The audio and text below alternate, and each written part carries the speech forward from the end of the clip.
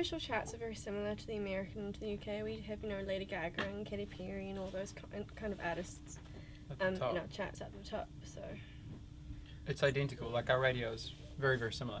There's obviously a quota of New Zealand artists that are on the radio, so it's very different in that regard. But we had some understanding of what it was like overseas, just with like mainly the way the industry kind of works for alternative bands, like BBC, kind of being national and expanding very quickly for alternative bands, and just hearing stories about how even American bands like the Strokes or the Years kicked off in UK and stuff like that first because of the way the radio works over there, and I guess the instant embracing of alternative music, whereas here all the alternative stations and stuff are all scattered and separate, and all the states work differently. So I think it's just that was the only like awareness that we had of how, I don't know, the US is just difficult to crack because it's so vast, and there's just so many different areas and so many different stations, and just because you're getting played at one doesn't mean you're going to be getting played at any of the other ones. So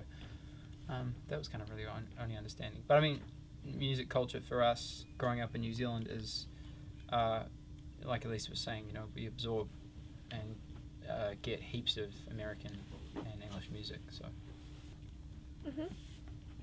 yeah, we're all idiots, pretty much. I think as life goes on, you are exposed to many new situations. So for your entire existence, you can be young and naive.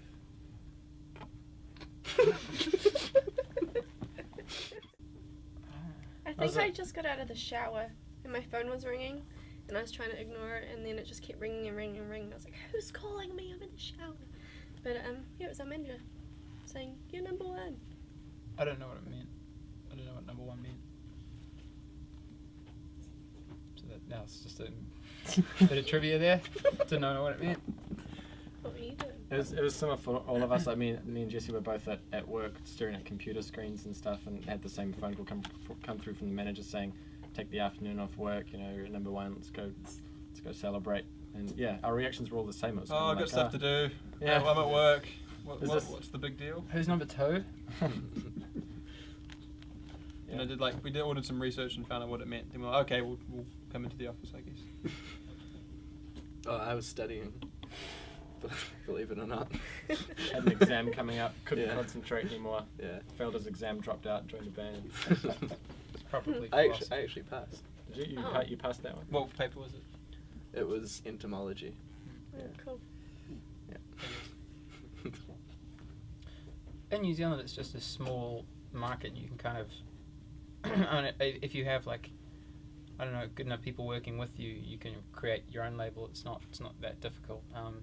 We have Universal distributing us in Australasia, so I don't know. We just have fantastic management, and they just knew what they were doing, and just managed to put it out on our own label. And it made heaps of sense, and we could handle it, and they could handle it. So we've been looking for something to use the name Somewhat Damaged for a while as well. So there it was. Like, should we make a label? Yeah, I know. If we make a label, then we can use the name, and then that's the only reason.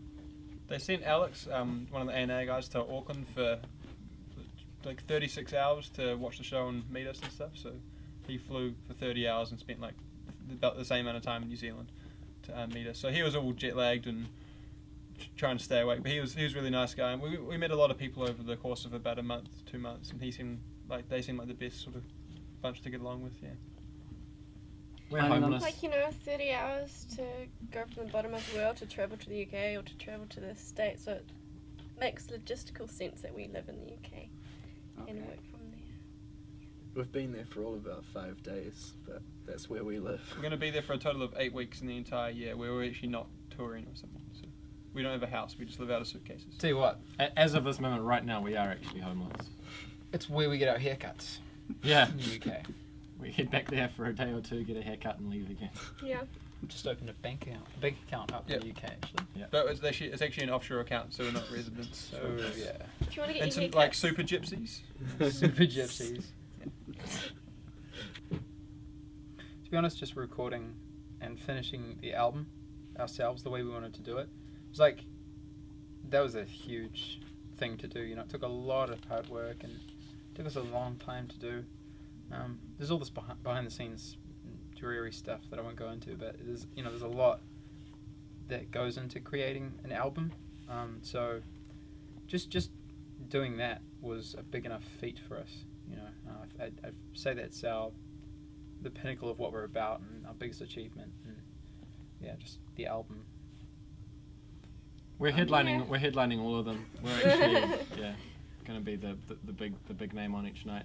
We probably Those won't names. see any of those bands because we don't. I think one of the festivals we go to and leave that night before we see anything. So I try not to think about it, otherwise I get real disappointed that we miss out on a lot of great bands.